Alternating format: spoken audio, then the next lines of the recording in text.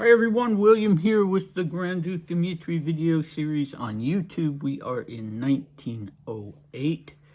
I'm still working on a long letter that Dmitri wrote to his sister dated 4th and 5th April 1908. We're still doing the part that he wrote on the 4th of April.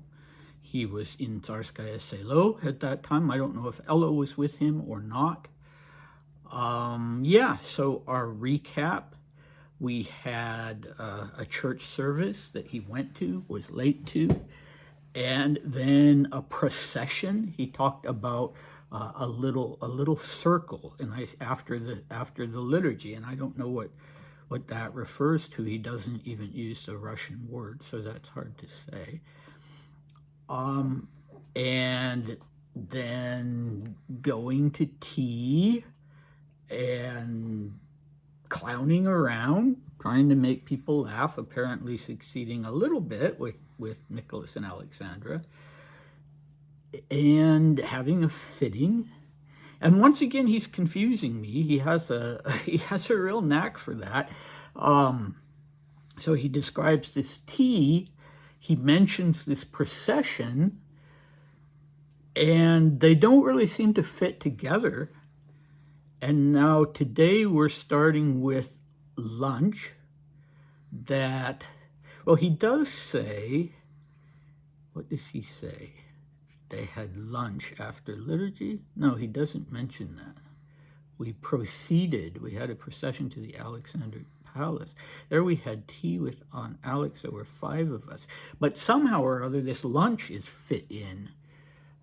And he's going, that's what this particular part of the letter will be about, talking about the people who were there.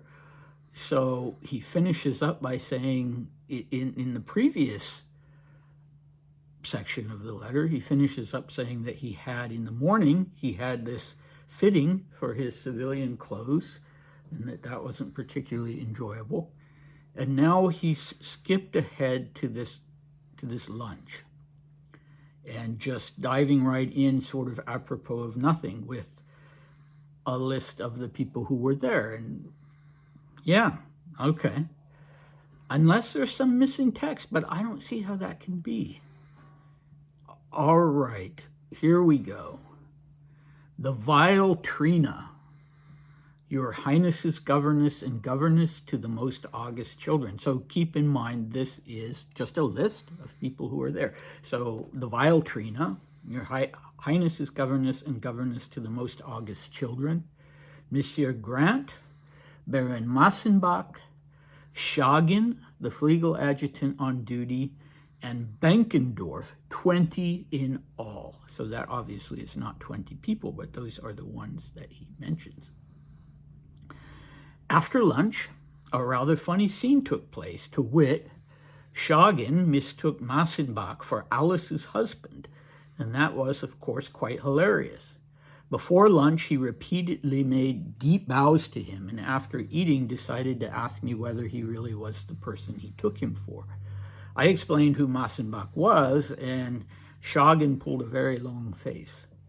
I spoke to Schagin a long time. He invited me on a yacht cruise and suggested I ask Uncle Nicky. And really, devil take it, how wonderful that would be, wouldn't it? Of course, I could ask Uncle Nicky, but that would be very awkward. It's better to let him come up with the idea on his own. GM just now arrived from Petersburg and sends you hugs. I gave him your letter to read. He really liked the part where you say the old lady is quite nice, and he has underlined quite nice and ended it with an exclamation point. I have to go put my tunic on now because it's almost time for the dinner for the Infante. I'll continue the letter tomorrow. Okay, I should say Chagin, not Schagin, because I've francified it. Is that a word? But in Russian, the CH is ch, as it usually is in English, not sh, as it is in French. Okay. Could there be some missing text? My copy is stapled together. And I don't remember there being missing text. But anyway, we just have to take it as it is. unless something turns up. So Trina, the vile Trina. Well, the name really does look like Trina. I suppose it could be Irina, but it does look like Trina. And so Dmitri identifies her as having been Maria's governess. And I know both of them in 1906, 1907 were sort of saddled with, in their opinion, this woman named, whom they called Miss June.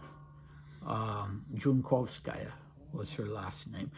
And she seems to have been a governess. She was attached to them, along with the Lamings. Trina is never mentioned. I think in Maria's memoir, isn't the governess called Madame Hélène? So maybe that was Madame Junkovskaya's first name. I don't know. If any of you can solve this mystery, let me know. But for right now, the name really does on the page look more like Trina than Irina. It would be hard to mistake the T for an E. So whoever this woman is, she was at one time Maria's governess, and now she is governess to the most august children, meaning, I guess, the daughters of Nicholas and Alexandra. And, you know, again, if you can, any of you can confirm that they had a governess named Trina or Irina, that would be great. Please comment on that. Monsieur Grant, I have no idea who he is, why he is Monsieur instead of Mr., even though he has an English name. Baron Massenbach, again, I don't know who he was, although he was clearly the offspring descendant, I guess. He would not be the son of this famous Prussian military strategist, Baron von Massenbach, who was active during the Napoleonic Wars. Anyway, we can assume that there's some relation there, a grandson maybe, or great-grandson. And then Shogin himself I know a little bit more about. His name was Ivan Ivanich, and I'm not sure if he was an admiral. Yeah, he would be. He would, I think, in 1909, so a year later, become a rear admiral. And he was, if I'm not mistaken, beginning in 1905, he was the commander of the Standard, of one of the two royal yachts, and the one that Nicholas and Alexandra used. The other one, Polar Star, was the Dowager Empress's, primarily. He was 47 years old at this time. I'm not surprised that Dmitri is spending time, you know, sort of mainly talking to him. Dmitri was used to being around middle-aged people. He was comfortable with them, as a lot of 16-year-olds would not be, but he was, because that's what he was surrounded by.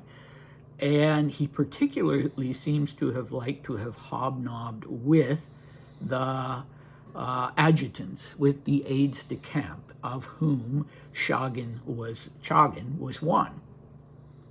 Let's see, in French it would be a Chagin, so I'm mixing both French and Russian.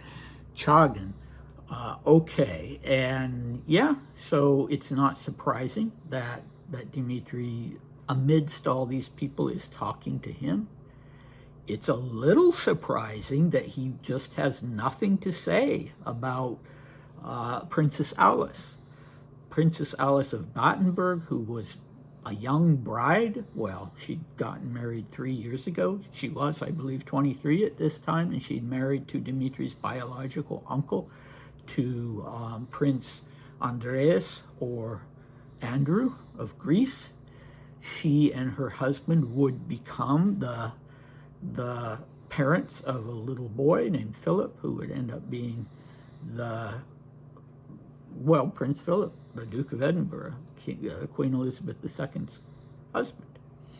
But right now, she's a 23-year-old, you know, judging from her photographs and paintings. She was an attractive young woman, probably charming. Definitely, I think, a deep person. She ended up, like Ella, becoming a nun, although I couldn't say, you know, who's deep at 23. Anyway, you would think that would be someone that 16-year-old Dmitri would make a beeline for, but apparently not. He just has nothing to say about her. And I don't know if her husband was there or not, but yeah, Dmitri has such a taste and such an eye for the ridiculous. And so I don't think he would have laughed at poor Chagin, but now in his diaries, or rather not in his diaries, in his letter to Maria, he's talking about that very funny scene. Poor Chagin mistakes this Massenbach for Prince Andrew of Greece, and on that basis is bowing to him more than once and very deeply, as one would to a royal person and not to a baron. So yes, obviously he was a little, maybe during lunch, maybe based on how people were treated and where they were seated, he started to realize that he'd made a mistake. So the person he chooses to ask is Dmitri. They like each other. And Dmitri tells him about his mistake. And he frowns, I guess, a long face. All right. But they continue talking. And then I wasn't sure at first quite what to make of the yacht cruise. It was on one page, and then it resumed on another page. And I wondered, when Chagin invited Dmitri to go, Dmitri uses the verb for to invite. He invited me. He invited me on a yacht cruise. I thought, well, maybe some other yacht. Maybe he had his own yacht and he thought he would take Dmitri out for the day or something. But it turns out he was talking about the Standard. And if you recall, Nicholas and Alexandra, during the summer of 1908, went not on simply their usual trip to the Gulf of Finland and to Sweden, but they went to Sweden, but they also went to Great Britain and maybe some other places as well, places they could get to with the yacht. And Dmitri has, he's already mentioned, or rather he mentioned in another letter later in 1908 that he would very much like to go with them.